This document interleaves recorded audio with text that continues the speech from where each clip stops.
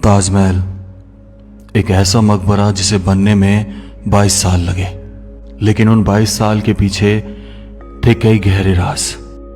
आखिर क्यों बनाया गया था इसे, और जब इसे बनाया गया तो ऐसा बना दिया कि दुनिया में कोई इसके जैसा नहीं बन पाया। क्या वाकई उन 20,000 मजदूरों के हाथ काट दिए थे जिन्होंने इसे 22 साल दिन रात मेहनत करके बनाया था, या फिर कहानी कुछ और थी? क्योंकि 20,000 मजदूरों के साथ खड़ी थी एक और सेना जिसके बिना ये काम संभव नहीं था।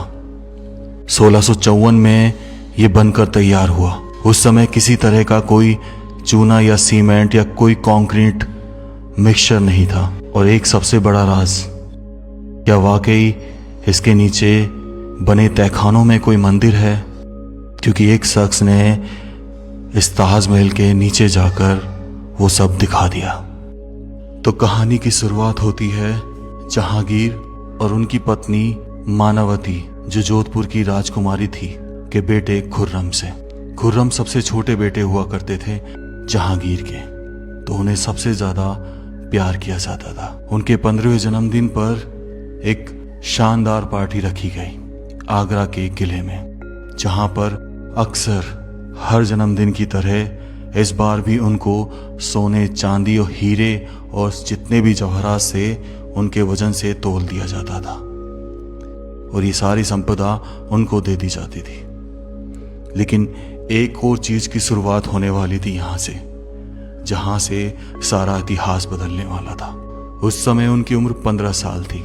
तब उनका रिश्ता 14 साल की अर्जुमंद बानो बेगम से कर दिया गया, जो नूरजहां बेगम की भतीजी थी, यानी उनके भाई की बेटी। जब अर्जुमंद बानो 19 साल की हो गई, तब उनका विवाह खुर्रम से कर दिया गया। अर्जुमंद बानो बेगम के पिता फारसी थे, और शादी होने के बाद उनको उपाधि दे दी गई मुमताज महल की, जिसका मतलब होता है कि महल का सबसे कीमती आभूषण। खुर्रम खान का नाम बाद में शाहजहां पड़ गया, और उनको ये नाम दिया था जहांगीर ने, क्योंकि उन्होंने बहुत सारे युद्ध लड़े और उनमें विजय प्राप्त करी। शाहजहां का मतलब था दुनिया का बादशाह। वैसे तो शाहजहां की 6 बीवियां थी, लेकिन सबसे ज्यादा वो मुमताज को चाहते थे, जो उनकी एक सलाहकार भी बन गई थी। शाहजहां के पिता की मृत्यु 1621 में हो गई। तब उसके 7 साल बाद 1628 में उन्हें बादशाह बनाया गया। बादशाह बने अभी कुछ समय हुआ था कि उन्हें एक युद्ध को लड़ने के लिए जाना पड़ा। इस युद्ध को तकरीबन 2 साल तक लड़ा गया और जीत हासिल की।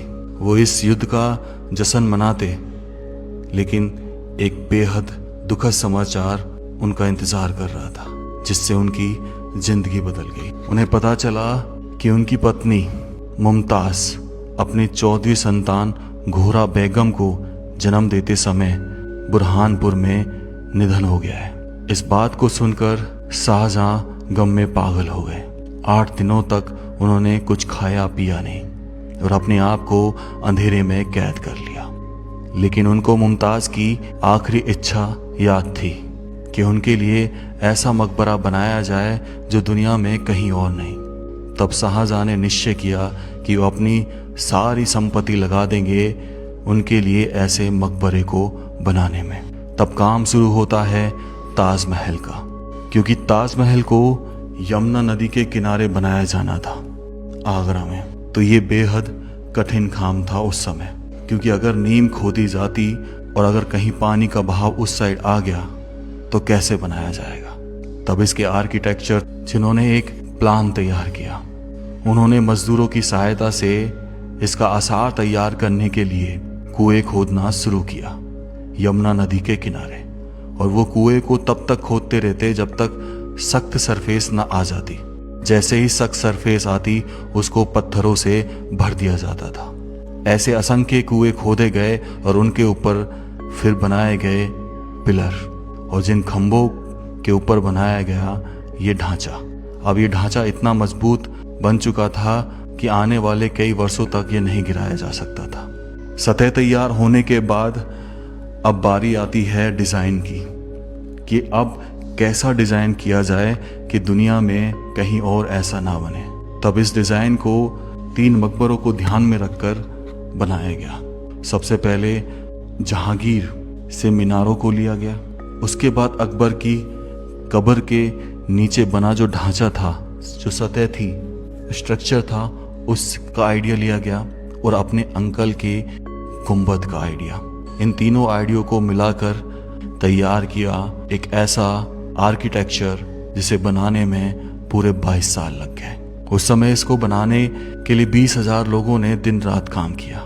जब ढांचा तैयार हो गया तब इसके ऊपर लगाया जाने वाला था बेशकीमती पत्थर। उस समय सबसे बेशकीमती पत्थर माना जाता था राजस्थान के अजमेर के मकराना का, जो एक सफ़ेद संगमरमर हुआ करता था। तब कई असंख्य हाथियों ने मिलकर उस पत्थर को ढोया, मकराना से आगरा लेकर आए। अगर ये हाथी नहीं होते तो ये काम संभव नहीं था।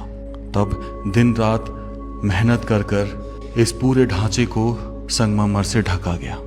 लेकिन काम अभी पूरा नहीं हुआ था, काम तो अब शुरू हुआ था। इसमें की गई कैलीग्राफी ऐसी जिसमें 2 तरह के डिजाइन को बनाया जाने वाला था। एक था पिट्टरडूरा और दूसरा था प्राचीन करी। इसमें होता क्या है कि संगमरमर के पत्थरों को नुकीली चीजों से कुरुच के उसमें पत्थर लगाए जाते हैं, बेशकीमती पत्थर, जिसे कैलीग्राफी नाम दिया जाता था। और ये फारसी लोग बहुत अच्छे से किया करते थे। और इन पत्थरों को चिपकाया जाता था एक गम से। वो गम जब आप सुनोगे तो हैरान हो जाओगे। उस गम में मिलाए जाते थे सीरा, लेमन जूस और संगमरमर का पाउडर, जिसको मिलाकर इन पत्थरों को चिपकाया जाता था। और आज तक 450 साल बाद भी ये ऐसा कहीं ऐसा है। और जब भी कोई इसका रिनोवेशन कार्य किया जाता है तब यही गम यूज ली जाती है। उसके बाद ये तैयार हो गया ऐसा ढांचा जिसे आज बना पाना असंभव है, क्योंकि ये किसी बिना सीमेंट, चूना या कंक्रीट के बना हुआ है। आज तो स्टील का यूज कर इसका गुंबद तैयार किया जा सकता है, लेकिन उस समय तो स्टील भी नहीं हुआ करता था। ये आर्किटेक्चर में 22 साल इसीलिए लगे क्योंकि काम बहुत बारीकी से किया गया। इसकी जो 4 मीनारें हैं उनमें एक विशेषता है, क्योंकि ये चारों मीनारें बाहर की तरफ हल्की सी झुकी हुई हैं। और इसके बनाने के पीछे कारण था कि जब इसके सामने बने सलामी गेट से आप ताजमहल को देखते हैं तो ये बिल्कुल सीधी दिखाई देती हैं और ताजमहल आपको बहुत बड़ा दिखाई देगा। लेकिन जैसे ही आप इसके करीब पहुंचते हैं तो ये ताजमहल छोटा हो जाता है और मीनारें बाहर की तरफ झुकी हुई नजर आती हैं। उस समय के कारीगरों ने उस इल्यूजन को इस्तेमाल किया अपनी तकनीक में। सबसे बड़ा कारण इस मीनारों का बाहर की तरफ बनाए जाने का कारण यही था कि जब कभी कोई भूकंप आ जाए तो ये मीनारें ताजमहल के ऊपर ना गिरे, साइड में गिर जाए और ताजमहल को कुछ भी ना हो। इस तरह की तकनीक इस्तेमाल की गई थी इस ताजमहल में। लेकिन एक राज आज भी सोचने पर मजबूर कर देता है कि आखिर ताजमहल के नीचे बने तहखानों में क्या है। जब ये चीज़ ज़्यादा उठने लगी तब ASI ने उन 22 कमरों का राज खोला। जब आप ASI की साइट पे जाएंगे तो वहाँ आपको ताजमहल के नीचे बने हुए उन कमरों की फ़ोटोज़ मिल जाएगी। फ़ोटोज़ को देखकर पता चलेगा कि वहाँ पर कोई किसी तरह का कमरा नहीं है, ना ही कोई मंदिर है। वहाँ पर है एक बहुत बड़ा कॉरिडोर, यानी एक गलियारा, और उसे इसीलिए बंद कर रखा है क्योंकि उसमें जाने का कोई फ़ायदा नहीं। ये 45 एकड़ में जो बना है, इतने बड़े एरिया को घूमने में बहुत समय लगता है।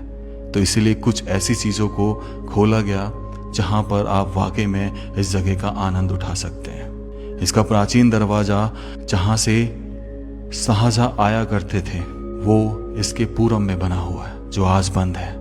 उस समय यमुना नदी में नाव में बैठकर इस गेट से शाहजहां अक्सर इस ताजमहल को निहारने आया जाया करते थे।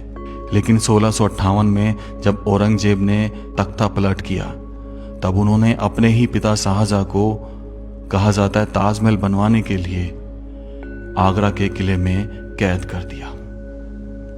लेकिन वहां उनको एक सुविधा दी गई। आगरा के किले में जहां कैद किया गया था उसे मुमसनबर्ग कहा जाता था। जहाँ से अभी ये ताजमहल आज भी दिखाई जगह देता है। डायमंड लगे होते थे, ये लोगों ने निकाल लिए, इसलिए इसको क्लोज कर दिया, खौंच खौंच